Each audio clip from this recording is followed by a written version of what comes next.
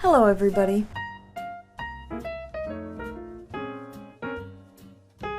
Hi guys, so today we need to talk about Jojo Siwa. Now, if you don't know who Jojo Siwa is, honestly, I have a really hard time believing that because Miss Girl has been in the public light since she was a child. She started off on Dance Moms and has just continued her dancing, singing, and a little bit of acting career. She is also extremely popular on TikTok. She has 45 million followers. Sorry. Also, Jojo Siwa is, self-admittedly the creator of gay pop. I have shit a brick every single day for the last 3 weeks since we started teasing it. The internet has gotten very mad at me, but at the end of the day, I made the art that I wanted to, and I am so excited to bring this version of pop music back.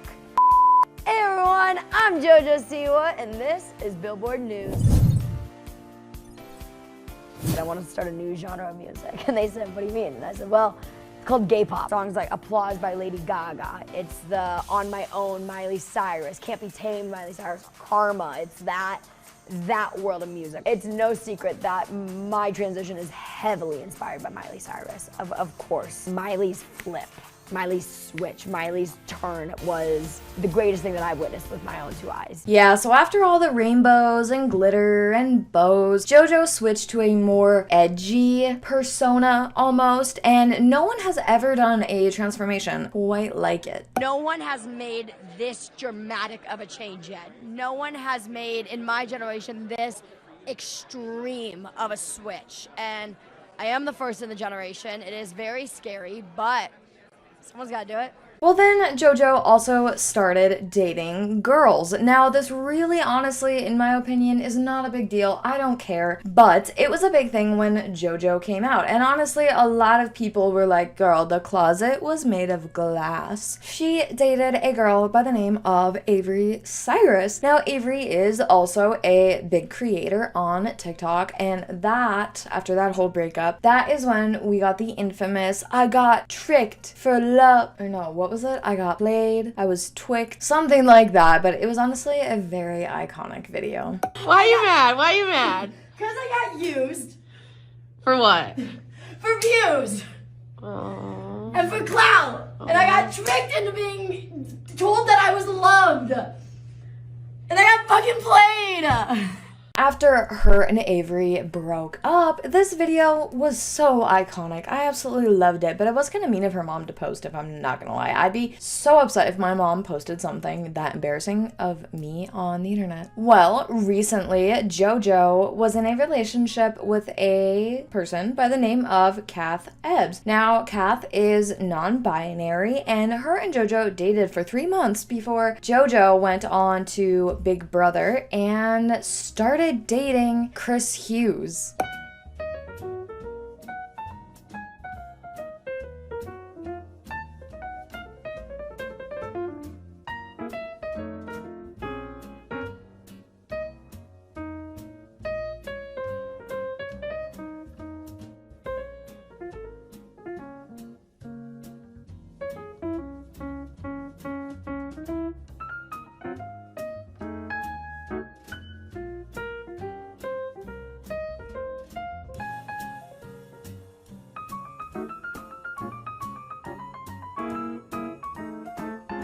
Now, Chris is 32 and Jojo is 22. If I'm being perfectly honest, that age gap, I really honestly do not care. They seem like they're in a very happy, healthy relationship. However, Jojo broke up with Kath at an event for Big Brother, and at first Jojo was trying to say that her and Chris were just friends, but then things started looking a little not just so friendly between her and Chris, and sure enough, she broke up with Kath in London and then started dating Chris very shortly after. But then Jojo came out and said that she is not a lesbian. Now, taken out of context, that quote sounds not super great. However, the full quote that Jojo said was, I feel like so queer, you know what I mean? I think that's the thing. I've always told myself I'm a lesbian, and I think being here, I've realized, oh, I'm not a lesbian, I'm queer, and I think that's really cool. I'm switching letters. I've dropped the L and I've gone to the Q, baby. That's what I love about sexuality. Now, So Jojo has had to come out and defend that quote on the Vile Files. She seemingly set things straight on what she meant by that quote. Your comments about not being a lesbian anymore. I mean, I Okay. understand the context, but like I for don't the people, know if what I said in the heat of the moment. Did I say being a lesbian? I don't- don't remember saying that. that's So if not I my ever understanding. did- My understanding is you didn't feel like Yeah. lesbian fully encompassed, you know, your sexuality. Yeah. And then it honestly seemed more based off the premise that at the time you were dating a non-binary person, so that kind of makes sense to say Yeah. I'm queer, which is more inclusive. I also was around and, somebody like, who's yeah. super queer, and Yeah. I was looking at Danny, and Danny and I had loads of conversations about, you know, being queer and gender identity, and it was beautiful. And I come out of the house to see that, and I see the lesbian community coming at me saying, like, how dare you, whatever. First of all, let's clarify a couple of different things here. Sexuality is fluid. Gender identity are fluid. You can be one thing today and one thing tomorrow. People saying to me that I have never been a lesbian is crazy. I fell in love with a female at age 17. I have a very special place for her. Obviously, our relationship did not work out, but even right now, going through all this, she reached out to me today. So to say that I was never a lesbian is people are searching for something. Yeah. But also, why is it not okay to say that I feel more queer now when the whole thing in the LGBTQIA community is like sexuality is fluid? Like, God, when I came out as pansexual. Then I came out as lesbian. Then I was like, maybe I am pansexual. But then maybe I was like, nah, maybe I am a lesbian. Then I was like, maybe I'm bisexual. Then I was like, you know what? I think I'm just gay. Don't know what that means.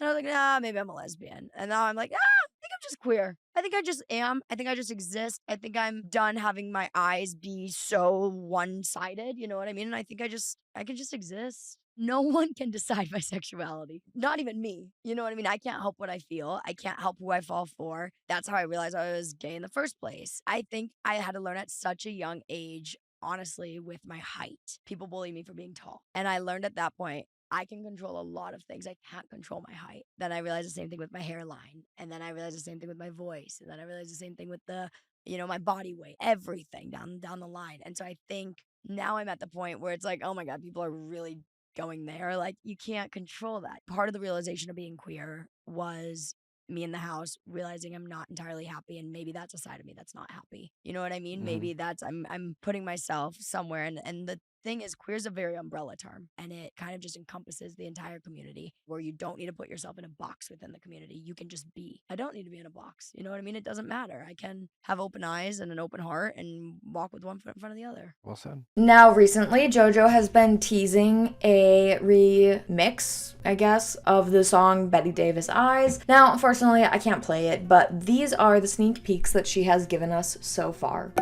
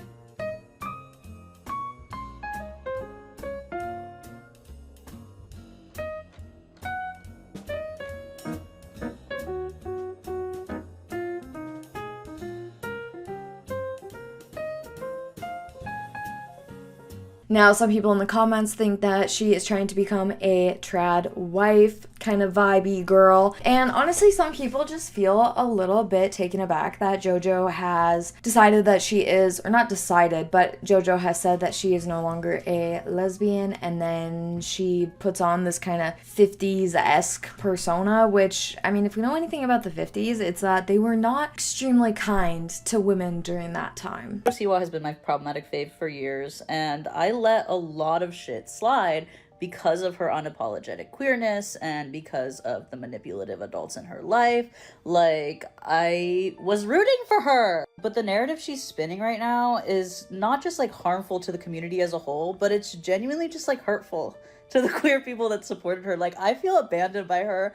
Like, to suggest that the queer community pressured you to identify a certain way, just like, one of the most harmful false narratives about the queer community is that we have any power to manipulate people into being queer. And then there's this I'm happier now narrative, like, I'm happier now dating a man than I ever was a woman, is just like so sad. It's fucking sad. She was at every Pride parade last year and she didn't show up to a one. I think that she was scheduled for one and canceled it. She abandoned us, y'all. She is following the political landscape of America and diving headfirst into purity culture and not looking back, because being queer is more dangerous now than it is profitable. But you know what? She'll always have that T-boy voice, and that'll be my consolation prize. This bitch said she invented gay pop and then goes, I was pressured into saying I was lesbian.